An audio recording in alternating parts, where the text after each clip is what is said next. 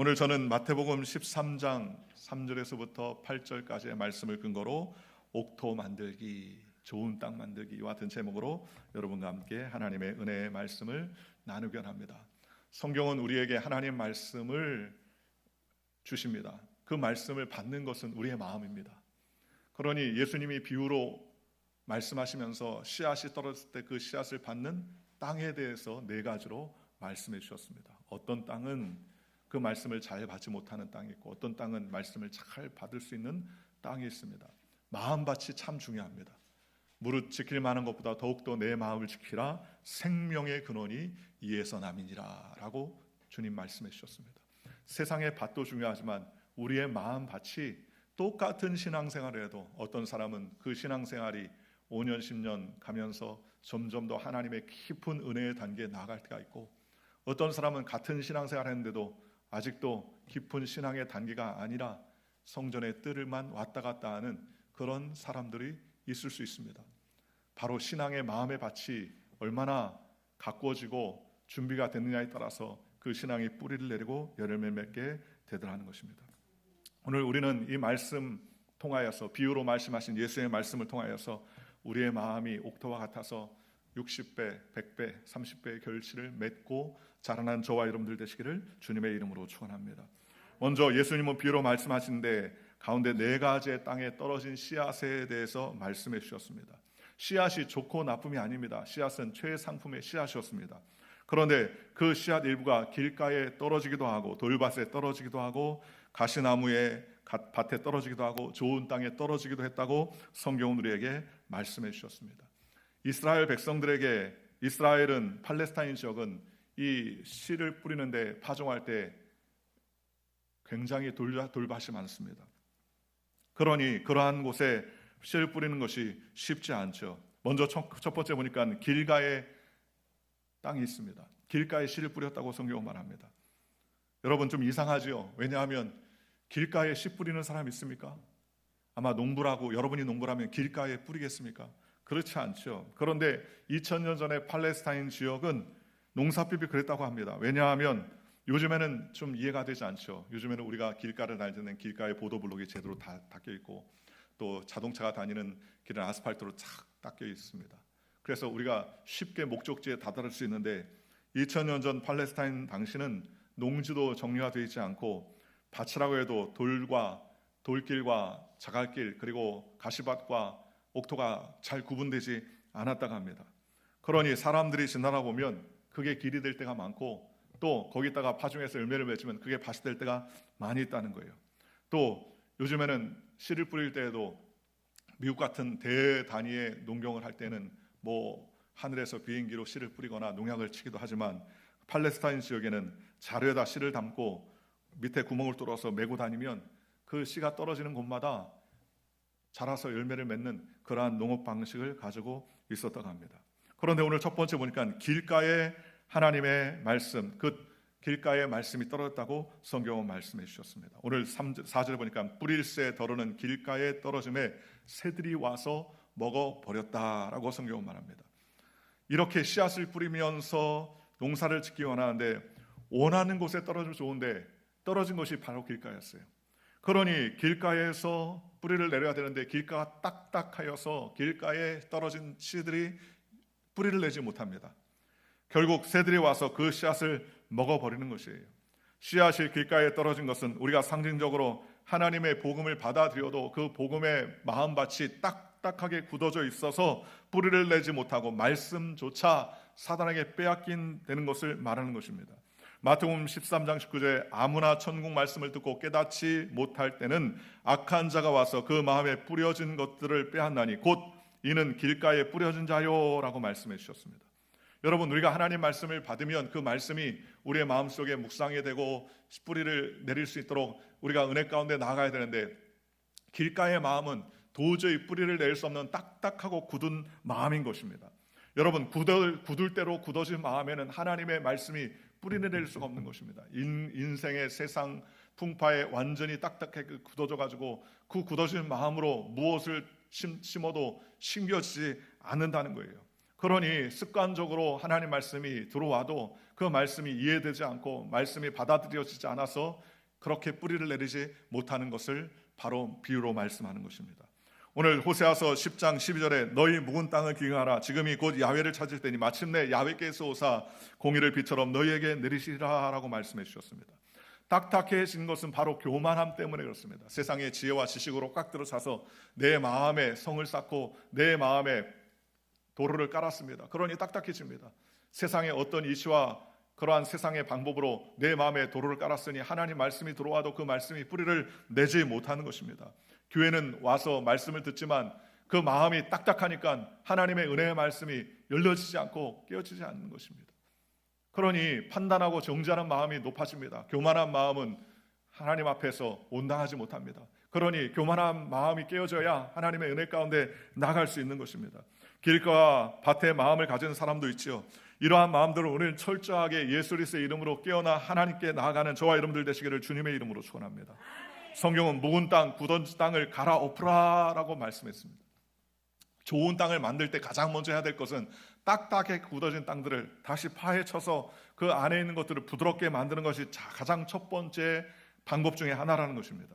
주님 앞에 나와 철저히 주님께 나의 죄를 고백하고 하나님 앞에 무뎌졌던 마음을 주님 앞에 토로하고 하나님께 나아가는 저와 여러분들 되시기를 주님의 이름으로 축원합니다. 또 딱딱해진 마음은 습관적으로 죄를 짓는 것을 말하는 것입니다. 딱딱하게 굳어지고 죄로 인하여서 마음이 딱딱해져서 하나님의 말씀이 뿌리 내릴 수가 없게 되더라는 것입니다. 뿌리를 내리기 위해서는 그 딱딱한 마음이 부들부들해져야 됩니다. 제가 어렸을 때 TV에 보니까는 한참 1970년대 우리나라가 새마을 운동을 통해서 그 한 해 농사를 수확을 단위 면적당 제일 많이 한 사람을 그렇게 해서 상을 주는 그러한 장면을 뉴스에서 본 적이 있습니다. 그런데 어떤 한 사람이 농업을 해가지고 그 해 단위 면적당 가장 많은 벼농사를 했어요. 그래서 그 사람을 특집으로 냈어요. 그래서 어떻게 했느냐? 그랬더니 제일 첫 번째, 보통 사람들이 쟁기질질 해가지고 봄에 땅을 가는데 그 사람은 거의 1m 이상을 팠습니다. 땅을 완전히 뒤로 가라고 해요. 보통 사람들이 한 2, 3cm 정도 땅을 갈아가지고 그 다음에 나중에 파종을 하는데 이 사람은 거의 1m씩이나 땅을 깊게 판 거예요. 왜 이렇게 깊게 팝니까? 라고 물어보니까 땅이 완전하게 기경이 돼야지 옥토가 되고 그 다음에 안에 있었던 좋은 것들이 다시 올라옵니다. 위의 영양분들은 해가 지나면서 다 그것이 빨아졌기 때문에 더 이상 영양분을 공급할 수 없는데 땅을 깊게 팔수록 영양분을 잘 공급해 줄 수 있기 때문에 저는 가장 먼저 농사를 지을 때 가장 먼저 땅을 가장 깊이 해가지고 완전히 뒤엎어가지고 옥토가 될 수 있도록 그렇게 준비합니다 라고 그렇게 이야기합니다. 그 한 해 다른 사람들보다 수배나 더 많은 농사를 해서 그 농사의 왕이라고 칭송을 받고 상을 받는 모습을 본 적이 있어요. 하나님은 우리의 굳은 마음을 깨워줘야 됩니다. 우리가 깨어져서 우리가 하나님의 은혜 가운데 나가야 되는데 깨어지지 않으면 어떡합니까? 하나님이 우리를 깨트리시는 거예요. 때때로 우리에게 육신의 질병을 가져다 주시고 환경의 어려움을 가져다 주시고 우리의 삶에 여러 가지 물질적인 문제나 고통을 가져다 주셔서 우리의 생각이 바싹 깨지게 만들어주는 것입니다. 내 자랑, 내 계획, 내 뜻, 내 방법, 내 생각대로 살아가다가 환경의 어려움과 환난을 만나면 우리가 바싹 깨어져서 하나님, 나는 아무것도 아닙니다. 주님만 내 삶의 주인이십니다 라고 엎드려서 하나님께 부복하고 통회하고 자복하지 않습니까? 우리가 신앙생활 할 때도 마찬가지입니다. 신앙생활 할 때도 하나님 앞에 열심히 기도하고 간구하고 부르실 때는 언제 그러느냐? 환난과 고난이 올 때 부르세요. 배부르고 등 따시고 평안하고 안녕할 때 하나님, 내가 주님 앞에 나와서 열심히 기도하겠습니다. 부르짖고 기도하는 사람 많지 않습니다. 왜냐하면 기도하지 않아도 여유가 있고 기도하지 않아도 모든 것이 잘 풀어지기 때문에 기도할 이유가 없습니다. 그런데 문제가 만나고 어려움을 만나면 그 어려움과 문제 가운데 하나님 앞에 바싹 엎드려져서 하나님께 기도하고 간구하게 되더라는 것입니다. 이것이 바로 하나님이 우리의 굳어진 생각들을 깨트려주고 하나님께서 무뎌진 마음들을 우리에게 방망이질해서 하나님의 은혜 가운데 나갈 수 있도록 은혜를 베풀어 주시는 것입니다. 그러니 묻어진 땅과 굳어진 땅을 우리가 어떻게 해야 됩니까? 환난 당한 다음에 깨어지지 말고 먼저 우리가 주님 앞에 나와 철저히 회개하고 하나님의 은혜 가운데 나아가는 저와 여러분들 되시기를 주님의 이름으로 축원합니다. 굳어지는 게 문제예요. 우리의 삶 속에서도 혈관도 동맥경화증, 동맥이 딱딱하게 굳어지는 거예요. 최근에 제가 뉴스를 봤더니 옛날에는 한 60대 이상 70대 되신 분들에게 혈관이 석회화되는 현상들이 간혹 나타나요. 혈관이 석회화돼, 쉽게 말하면 딱딱하게 하얗게 물질이 껴서 CT나 MRI 촬영하면 그 몸에 있는 혈관들이 하얗게 비춰지는데 그게 석회화되는 그러한 겁니다. 그런데 요즘에는요 40대 후반에서부터 50대부터 석회화가 진행되는 경우가 많다는 겁니다. 스트레스를 해결하지 못하고 또 잠을 충분히 자지 못하고 또 각종 세상의 환난과 공포와 염려와 근심과 걱정 때문에 스트레스를 받다 보니까 저들을 해소를 못하고 음식도 기름지고 또 트랜스 지방 같은 것들을 통해서 많은 그러한 좋지 않은 음식들을 먹으니까 그러니 40대 후반 50대부터 벌써 석회화가 진행되고 동맥경화가 생깁니다. 동맥경화가 생기니까 혈관이 좁아지고 혈관이 좁아지니까 혈압이 상승되고 혈압이 상승되니까는 혈류가 제대로 움직이지 않아서 나중에 문제가 생기는 경우가 많죠. 간도 마찬가지, 간경화, 간이 딱딱하게 굳어지는 것이죠. 간이 경화되면 나중에 간암으로 발전돼서 큰 생명의 위협을 받을 때가 있지 않습니까? 또 우리 몸에 독소를 걸러내는 콩팥이나 담낭이나 이러한 기관에서도 잘 걸러내야 되는데 거기에 돌멩이가 굳어지고 생기게 되면 굉장히 어렵습니다. 한번 그 콩팥에 돌멩이가 있는 것을 집사람이 병원에 가서 치료받는데 보니까는 의사한테 물어보니까 의사가 하는 말이 돌멩이가 작으면 물을 많이 먹고 약물로 치료해가지고 소변으로 배출하겠지만 돌멩이가 크면 어떻게 하느냐? 그러면 초음파로 해가지고 때린다는 거예요. 깨어져. 그것도 안 되면은 요도관을 통해서 기구를 집어넣어가지고 그 돌멩이를 물리적으로 파쇄시켜가지고 빼낸다는 겁니다.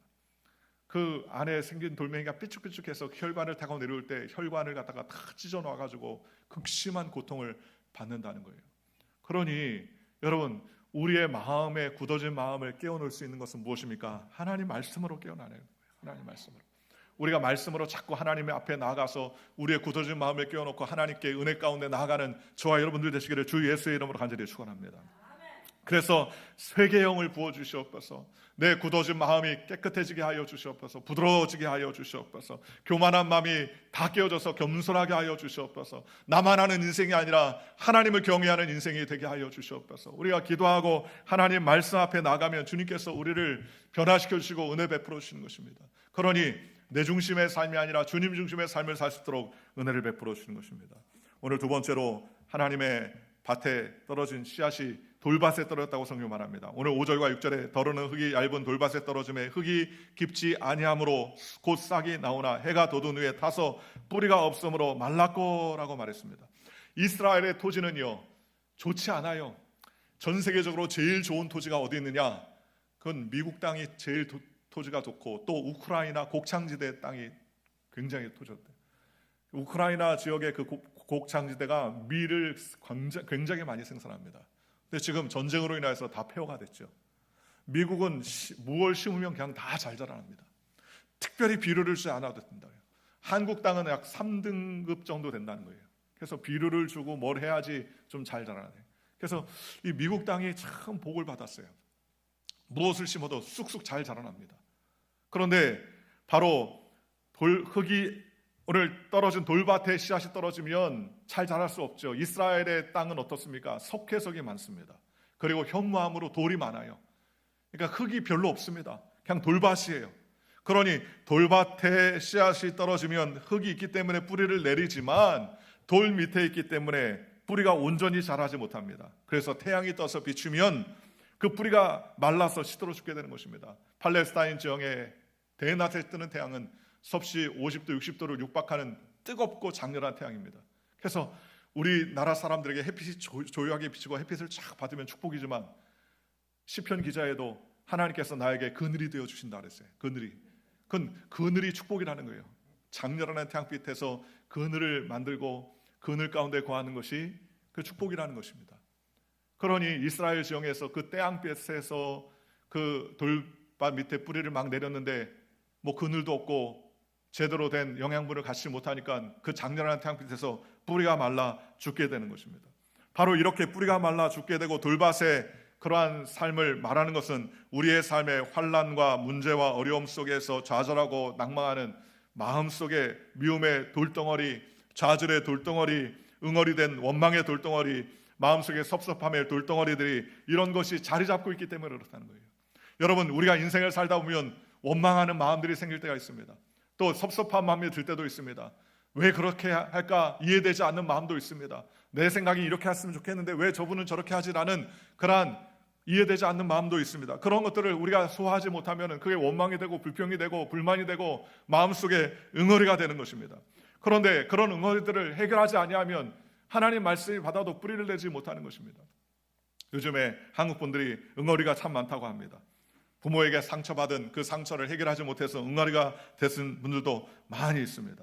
또 관계 가운데 문제가 생기면 그것을 해결하지 못해서 흥흥거리면서 원망하고 낙담하고 미워하고 질투하는 그러한 돌멩이들이 우리의 마음속에 뿌리를 잡습니다. 그러니 그러한 것들의 돌덩어리가 우리의 마음속에 깔려 있으니까 말씀에 뿌리를 내리지 못하죠. 또 열등의식의 돌덩어리가 우리의 마음 가운데 뿌리를 내리고 있습니다. 물질의 열등의식, 관계의 열등의식 또는 지식의 열등의식, 여러 가지 상황과 삶의 열등의식들을 가지고 있어서 신앙에 뿌리지 못하는 거예요.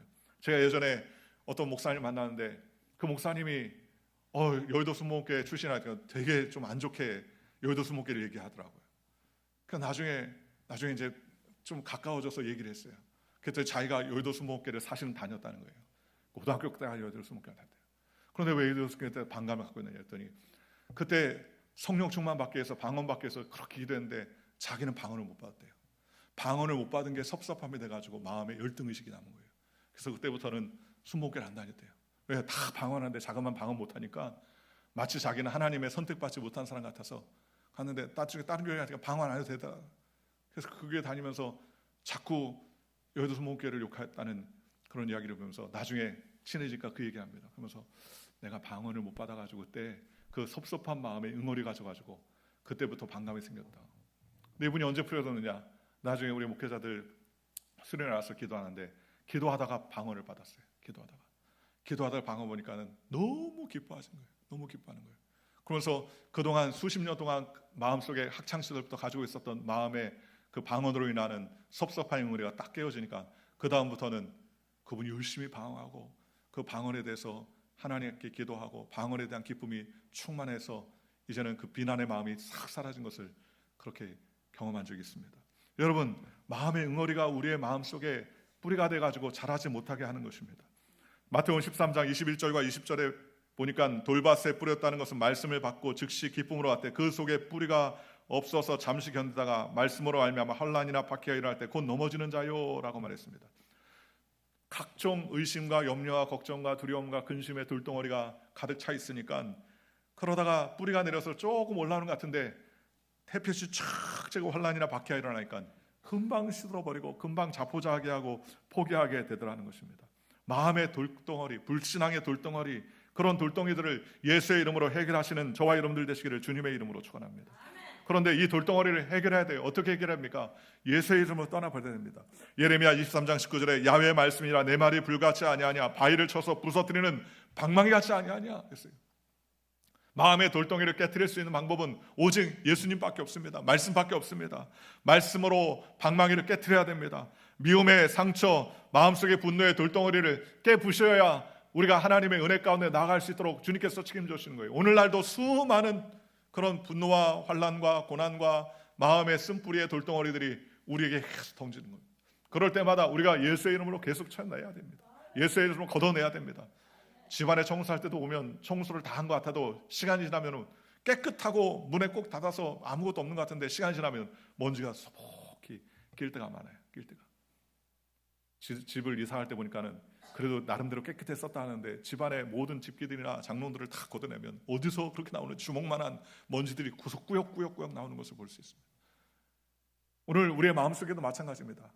안전하고 아무것도 없는 것 같아도 우리 마음속에 그런 먼지와 각종 찌꺼기와 더러움과 정죄와 불안과 초조의 돌덩어리들이 우리의 마음을 사로잡게 되더라는 것입니다. 그러한 것들을 예수의 이름으로 내어쫓고 우리가 주님의 은혜 안에서 옥토 같은 마음을 가져 하나님을 기쁘시게 하는 저와 여러분들 되시기를 주 예수의 이름으로 축원합니다. 크리스천 치유 상담가 연구원이었던 정태기 목사님은 어렸을 때 상처를 많이 받았다고 해요. 어떤 상처를 받았느냐? 단 한 번 아버지가 자기에게 아들아 사랑한다, 네가 최고다, 내가 너를 사랑한다 이런 말을 들어본 적이 없다는 거예요. 아버지에게 그 말에 상처를 받았어요. 아버지가 한 번도 자기를 사랑해 주지 않고 나중에는 아버지가 어머니를 버리고 자기도 버리고 떠나버렸어요. 그래서 상처를 받았는데 나중에 가정을 위해서 식당에서 접시 닦는 일도 하고 그러는데 어떤 마음의 쓴뿌리가 생기느냐? 아빠하고 엄마하고 손을 잡고 들어오는 아이들마다 마음의 쓴뿌리가 생기더라는 거예요. 나는 한 번도 아버지가 내 손을 붙잡아 준 적이 없고 나를 사랑한다, 네가 최고다 라고 격려해 준 적이 없는데 식사하러 오는 집들 보면은 자녀들을 아빠와 엄마의 손을 잡고 탁 들어오는데 그 마음 가운데 응어리가 지고 열등의식이 생기더라는 것입니다. 여러분, 이런 돌덩어리들을 해결하지 않으면 어떻게 하나님께 나갈 수 있겠습니까? 그런데 이분이 나중에 신학을 해서 미국에 유학할 때 그 미국에 유학하면서 하나님의 말씀으로 그 돌덩이들을 깨기 시작했어요. 그리고서 하나님께 나아가기 시작합니다. 유학에 가서 미국 유학 가서 켄터키 영성수련에서 5달 동안 영성수련 훈련을 받으면서 그 마음의 응어리와 돌덩이들을 예수의 이름으로 깨기 시작했습니다. 약 5개월 동안 걸렸대요. 그 마음의 쓴뿌리를 해결하는데 죽을 것만 같았는데 그 마음의 쓴뿌리와 돌덩이를 다 깨고 다 치우고 나니까 그제서야 비로소 자기가 상처받은 사람을 위로할 수 있더라. 자기가 극렬히 타는 그러한 상처를 많이 받았고 섭섭함이 많이 있었기 때문에 그 섭섭함을 제하고 나니까 섭섭하고 외롭고 힘든 사람들의 심정을 이해하게 되고 그들을 치료하고 위로하고 격려하고 하나님의 은혜의 도구가 될 수 있었다고 말합니다. 그러니 여러분, 마음의 돌덩어리는 우리가 예수의 이름으로 자꾸 채워버리시기를 주님의 이름으로 축원합니다. 우리가 그런 자꾸 격려의 말을 해야 됩니다. 너 왜 이렇게 못생겼냐? 그런 말이 아니라 자꾸 격려해야 됩니다. 하나님의 은혜로 사랑한다, 훌륭하다, 잘한다, 칭찬한다, 격려해주는 그러한 은혜가 있으시기를 주 예수의 이름으로 간절히 축원합니다. 은혜 베풀어 주시기를 주님께 기도하고 간구하는 저와 여러분들 되시기를 주 예수의 이름으로 간절히 축원합니다. 우리나라 사람들은 아버지들은 굉장히 무뚝뚝하잖아요. 아버지한테 아들이 사랑한다 이렇게 아버지가 아들한테 얘기하는 경우가 거의 없죠. 묵뚝뚝하고 엄한 아버지의 표상인데 세대가 바뀌었지 않습니까? 그러니 격려하고 사랑하고 위로하고 칭찬하는 믿음의 백성이 되어서 마음의 돌덩어리를 예수의 이름으로 치워버리는 저와 여러분들 되시기를 주님의 이름으로 축원합니다. 돌덩어리 끌어안고 울고 불고 낙심하고 좌절하면 안 됩니다. 환난과 어려움은 반드시 있어요. 그런데 그 환난과 어려움이 있을 때마다 우리는 예수의 이름으로 자꾸 치워나가 하나님을 기쁘시게 하는 믿음의 백성이 되시기를 주 예수의 이름으로 간절히 축원합니다. 세 번째로, 오늘 가시밭에 떨어진 씨앗이 있다고 성경은 말합니다. 오늘 7절에 보니까 더러는 가시떨기에 떨어짐에 가시가 자라서 기운을 막았다라고 성경은 말씀하셨습니다. 이스라엘 지역은 건조하기 때문에 농경지 주변에 가시떨기가 자랍니다. 보통 잡초들이요, 보통 식물들보다 10배 이상 빨리 자란다고 합니다. 가만 물도 주지도 않고 비료도 주지 않았는데 희한하게 잡초들은 그렇게 억세게 자라나요. 지금은 우리가 뒤에 아스팔트를 쫙 깔아놨지만 아스팔트 까기 전에 그 전에도 아스팔트 깔렸어요. 근데 봄이 되면요, 아스팔트가 볼록볼록 일어나는 거예요. 볼록볼록 일어나. 봄이 되면 왜 이렇게 볼록볼록 일어나 봤더니 시간이 가면은요, 그 아스팔트를 뚫고 잡초들이 나오는 거예요. 야, 대단하다. 그 딱딱한 아스팔트를 뚫고 이 잡초들이 나오는구나. 얼마나 왕성하게 나오면 잡초들이 아스팔트를 뚫고 나옵니까? 여러분, 가시떨기나 가시나무가 그렇게 번식력이 강하다는 것입니다. 그런데 어떤 사람들의 가시로 덮인 마음이 있다는 거예요. 말씀이 떨어지만 염려와 걱정과 근심이 너무 많아서 그만 말씀이 자라지 못한다는 것입니다. 마태복음 13장 22절에 예수님이 이렇게 말했습니다. 가시떨기에 부러졌다는 것은 말씀을 들으나 세상의 염려와 재물의 유혹에 말씀이 막혀 결실하지 못하는 자다라고 성경 말합니다. 염려, 근심 이와 같은 것들이 가득 차서 하나님 말씀을 때 기쁨으로 잠시 받아서 기운이 일어나는데, 그런데 염려, 걱정, 근심 그러한 것들이 꽉 눌러가지고 결실하지 못한다고 성경은 말씀해 주셨습니다. 또 물질에 대한 탐욕이 우리의 삶에 열심을 내지 못하게 하고 열매를 맺지 못하게 하더라는 거예요. 그러니 오늘 저와 여러분이 우리의 마음속에 염려와 근심을 주님께 다 맡기시기를 주 예수의 이름으로 간절히 축원합니다. 우리의 앞길을 누가 합니까? 저와 여러분도 몰라요. 그렇지 않습니까? 한 치 앞도 모릅니다. 한 달 일도 모릅니다. 1년 후의 일도 모릅니다. 그러니 누가 합니까? 우리는 알 수 없어요. 하나님만 아셔야 됩니다. 하나님만 아십니다. 그러니 우리는 하나님께 자꾸 맡게 되면, 하나님, 내 앞길을 주님 맡겨주십니다. 주여 인도하여 주옵소서. 시편 기자였던 다윗은 뭐라고 말합니까? 내가 사망의 음침한 골짜기를 다닐지라도 그랬습니다. 나는 해를 두려워하지 않는다. 주의 지팡이와 막대기가 나를 안위해 주신다라고 말했습니다. 사망의 음침한 골짜기가 앞에 수두룩하게 있는데도 불구하고 그는 낙심하지 않습니다. 아유 죽겠다, 끝장났다, 낙심하지 않습니다. 그는 야훼가 나의 목자시니 나는 부족함이 없도다 라고 말했습니다. 죽고 사는 권세가 내게 있는 것이 아니라 하나님께 있다. 주님이 이때까지 허락해 주셨으면 그때까지 사는 것이고, 주님이 더 허락해 주시면 더 사는 것이고, 하나님께서 나에게 아무리 어두운 사망의 골짜기라 할지라도 주님께서 지켜주시면 나는 갈 수 있다라는 담대한 믿음과 그런 소망을 가지고 하나님께 나왔습니다. 우리가 2025년을 살아가면서도 이러한 마음으로 살아가시기를 주님의 이름으로 축원합니다. 환난이 다가오고 문제가 다가오고 여러 가지 환경에 어려움이 다가오고 건강의 위협이 우리가 다가올 때 우리가 전전긍긍하고 낙심하지 말고 하나님께 맡깁시다. 하나님, 주님께 맡깁니다. 주님, 살면 하나님께 충성하고 복음을 위해서 살고 죽으면 천국 갑니다 라는 담대한 마음으로 하나님께 맡겨야 됩니다. 그리고 우리가 온전히 하나님께 의지하면 주님께서 책임져 주시고 은혜를 베풀어 주시는 것입니다. 먹고 사는 물질의 문제도 주님께 맡겨야 됩니다. 아궁이의 들풀도 또 참새 한 마리도 하나님께서 허락하지 아니하면 따라 떨어지지 않는다고 성경은 말씀해 주셨습니다. 하물며 너희일까 보냐, 믿음이 적은 자들아, 그러면서 하나님께서는 너희가 먼저 그의 나라와 그의 일을 구하라, 그리하면 이 모든 것을 다 너희에게 더해주신다고 그랬습니다. 무엇을 더해주신다고요? 이 모든 것을 다 더해주신다. 가정의 문제도, 자녀의 문제도, 직장의 문제도, 사업의 문제도, 이 모든 것을 다 먼저 하나님께 의의 나라와 그의 의를 구하면 주님께서 어떻게 한다? 책임져 주신다. 책임져 주신다. 이거 우리가 예수 믿으면서 믿지 않는 사람과 뭐가 다릅니까? 믿음을 가지고 사는 것이 다른 거예요. 어떤 믿음을 가지고 삽니까? 주님이 책임져 주신다. 합력하여 선을 이루어 주신다. 하나님을 사랑하는 자, 곧 그 뜻대로 부르신 자들에게는 모든 것이 합력하여 선을 이루다. 지금은 뒤죽박죽 되어서 굉장히 혼란스럽고 어렵고 염려가 되고 걱정이 되지만 하나님은 반드시 선을 이루어 주신다. 그게 믿음이죠. 그런 믿음을 가지고 우리가 주님 앞에 기도하고 주님 앞에 간구하는 것 아니겠습니까? 그러니 우리는 염려와 근심과 걱정을 주님께 맡겨야 됩니다. 너희 구할 것을 감사함으로 하나님께 아뢰라. 모든 염려와 걱정과 근심을 주님께 맡기라는 거예요. 그러면 하나님의 지각에 뛰어난 하나님의 평강이 그리스도 예수 안에서 우리의 마음과 생각을 지켜준다는 거예요. 왜 불면증이 생기고 왜 밤잠이 안 자고 괴로워합니까? 그 마음의 염려와 근심이 스물스물 놓아오기 때문입니다.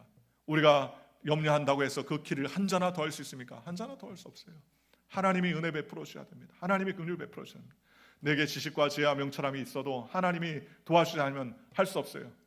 어떤 목사님이 저를 만나서 같이 얘기하는데 막 얘기하면서 저한테 막 웃습니다. 하하하 웃으면서 저한테 물어봅니다. 한 10년 아는 분인데, 그래서 목사님 이름이 뭐였지? 저한테 물어보는 거예요. 10년 만에 만난 것도 아니고 자주 만난 목사님이 있는데 이름을 모르는 분이 아닌데 저한테 허허 웃으면서 이름이 뭐였더라? 물으시는 거예요. 그래서 제가 얘기하니까 아 그랬지? 그러면서 껄껄껄 웃으시는 거예요. 아 이게 장난이 아니구나. 여러분 아무리 명석하고 똑똑해도 좋은 학교 나오고 똑똑하고 인정받은 그런 학위를 가지고 있어도 하나님이 우리에게 지식과 명철함을 주시지 아니하면 깜빡깜빡하는 겁니다. 깜빡깜빡하는 형광등이 깜빡깜빡하는 것처럼 깜빡깜빡할 수밖에 없어요. 그러니 주님이 내 삶을 지켜주셔야 됩니다. 건강도 하나님이 지켜야 됩니다. 물질도 하나님이 지켜야 됩니다. 주님이 우리의 가정도 지켜야 됩니다. 사업과 직장도 주님이 허락해 주셔야 됩니다. 그러니 염려와 걱정을 하나님께 맡기십시다. 주님을 위해서 먼저 그의 나라 그의 일을 구하면 하나님이 어떻게 한다? 이 모든 것을 다 더해주신다. 그것을 붙잡으려고 하면 넘어지지만 하나님의 나라와 영광을 위해서 충성되게 살면 주님이 어떻게 한다? 책임져 주신다는 거예요. 책임져 주신다. 그런 믿음을 가지고 살아가는 저와 여러분들 되시기를 주님의 이름으로 축원합니다. 또 물질의 탐욕으로 인하여서 기운이 막혀 자라지 못한다고 그랬습니다. 물질의 탐욕을 가진다면 우리는 온전히 하나님께 나아갈 수 없습니다. 복권을 당첨되고서 잘된 사람 거의 없습니다. 그죠? 영국에 어떤 분이 155억짜리 복권에 당첨됐습니다. 900만 파운드 당첨됐어요. 원래 빵을 만드는 사람이었습니다. 그런데 빵을 만들어서 굽고 팔며 평생 동안 빵을 만들어서 행복한 삶을 살았었는데 155억짜리 복권을 당첨됐습니다. 그리고 나서 그 155억을 5년 만에 다 탕진하고 그분이 복권 당첨되지 5년 만에 알코올 중독으로 스트레스를 받다가 심장마비로 죽었어요. 그것도 방 2개짜리 조카집에서 쪽방에 살다가 죽었다고 합니다. 그런데 이런 얘기를 하면 대부분 속으로 이렇게 생각해요. 나는 안 그럴 텐데. 나는 안 그럴 텐데. 욕심이 잉태한 즉 죄를 낳고 죄가 장성하여 사망을 낳는다고 했습니다. 그러니 여러분 탐욕이 우리를 물들게 합니다. 돈이 먼저가 아닙니다. 우리는 하나님이 먼저가 돼야 됩니다. 욕심을 가지고 살면 절대로 하나님께서 복을 주지 못합니다. 디모데전서 6장 10절에 돈을 사랑함이 일만하게 뿌리가 되나니 이것을 탐내는 자들은 미혹을 받아서 믿음에 떠나 많은 근심으로 자기를 찔렀도다라고 성경은 말합니다. 하나님은 우리에게 물질을 주십니다. 왜요? 하나님을 섬길 수 있게, 주님의 나라를 위해서 귀하게 쓰라고 물질을 주십니다. 지혜와 명철도 건강도 우리에게 그렇게 해서 주시는 것 아니겠습니까? 움켜쥐면 줄수록 어떻게 합니까? 없어지게 되는 거예요. 그러나 자꾸 퍼서 나눠주고 베풀어주면 더 주님께서 풍성하게 주신다고 성경 말합니다. 열심히 구제하고 봉사하고 헌신하고 하나님의 나라를 위해서 살면 하나님께서 그 가정을 복주시고 그 자녀를 복주시고 그 삶을 복주시고 윤택하게 하시는 것입니다. 내 삶을 영위하겠다고 붙들고 살면 그러면 잘 되는 것 같아도 결국 종국적으로 피폐해지고 망할 수밖에 없다고 성경은 말합니다. 야고보서 1장 14절에 오직 각 사람이 시험에 받는 것은 자기 욕심에 끌려 미혹됨이라 라고 말씀했습니다. 그러니 경계해야 됩니다. 욕심을 경계해야 됩니다. 욕심을 경계하며 하나님 앞에 영광 돌려야 됩니다. 야고보서 1장 15절에 욕심이 잉태한 즉 죄를 낳고 죄가 장사한 즉 사망을 낳는다라고 말씀했습니다. 레위기 22장 29절 이렇게 말합니다. 너희가 야훼께 감사의 제물 드리거든 너희가 기쁘게 받으심이 되도록 드릴지니라 그랬습니다. 어떻게 해야 됩니까? 은혜와 감사로 하라는 거예요.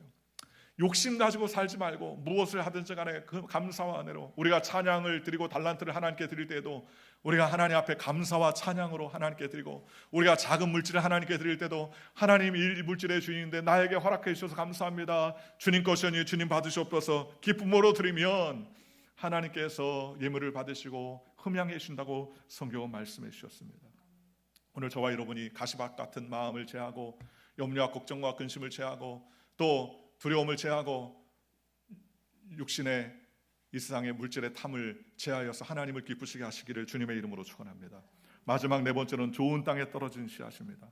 8절에 보니까 더러는 좋은 땅에 떨어지며 어떤 것은 100배, 어떤 것은 60배, 어떤 것은 30배 결실하느니라. 마가복음에는 30배, 60배, 100배라고 말했는데 마태복음은요 100배, 60배, 3배라는 거예요. 기본이 100배, 조금 안 되면 60배, 조금 안 되면 30배. 하나님께서 이렇게 축복해 주기를 원하신다는 것입니다. 하나님은 이렇게 좋은 땅에 뿌려졌다는 것은 23절 말하기를 좋은 땅에 뿌려졌다는 것은 말씀을 듣고 깨닫는 자니 결실하여 어떤 것은 100배, 어떤 것은 60배, 어떤 것은 30배가 되느니라 라고 말했습니다. 좋은 밭이 되고 좋은 땅이 되면 하나님께서 복을 주신다는 것입니다. 오늘 저와 여러분들이 좋은 땅과 좋은 그러한 흙을 만드는 그러한 믿음의 백성이 되시기를 주님의 이름으로 축원합니다. 그래야만 옥토가 되어 하나님의 축복을 받아 섬기는 놀라운 역사가 일어나게 되는 것입니다. 시편 79편 11절에 우리는 주의 백성이요 주의 목장의 양이니 우리는 영원히 주께 감사하며 주의 영예를 대대에 전하리다 라고 말했습니다. 시편 50편 23절에 감사로 제사를 드리는 자가 나를 영화롭게 하나니 그 행위를 옳게 하는 자에게 내가 하나님의 구원을 보이리라 라고 말했습니다. 우리가 마음이 부드러워지고 하나님의 은혜 가운데 거하여서 옥토와 같아 주님의 영광과 은혜를 위해 살게 되면 주님께서 책임져 주시는 거예요. 또 외서 5장 9절에 이렇게 말합니다. 빛의 열매는 모든 착함과 의로움과 진실함에 있느니라. 선한 옥토가 되어서 열매를 맺으면 무슨 일이 생깁니까? 착한 일이 생깁니다. 의로움과 진실한 열매들이 가득 맺혀서 하나님께 귀한 열매들을 맺혀 나가게 되더라는 것입니다. 또 베드로전서 1장 22절에는 사랑의 열매를 맺으라 라고 말씀해 주셨습니다. 너희가 진리에 순종함으로 너희 영혼을 깨끗하게 하여 거짓 없이 형제를 사랑하기에 이르렀으니 마음으로 뜨겁게 서로 사랑하라. 사랑의 열매를 자꾸 맺히게 된다는 것입니다. 그러므로 우리가 좋은 밭을 기하기 위해서는 굳어진 마음을 자꾸 풀어서 하나님 말씀으로 풀어지고 우리의 교만했던 마음을 풀어줘서 하나님의 은혜 가운데 나아가는 저와 여러분들 되시기를 주님의 이름으로 축원합니다. 열등의식과 패배의식과 좌절과 낭만과 시기와 질투와 분노와 각종 염려들을 예수의 이름으로 내어 쫓아주시기를 주님의 이름으로 축원합니다. 가시밭들을 주님께서 제거하고 옥토가 되어서 하나님의 열매를 온전히 맺을 수 있도록 주님께서 붙잡아 주도록 기도하는 저와 여러분들 되시기를 주님의 이름으로 축원합니다. 그래서 우리의 마음이 좋은 땅이 되어서 하나님의 말씀의 씨앗이 떨어질 때 열매를 맺어 주님을 기쁘시게 하는 하나님의 거룩하고 복된 하나님의 백성이 되시기를 주 예수의 이름으로 간절히 축원합니다. 기도하겠습니다.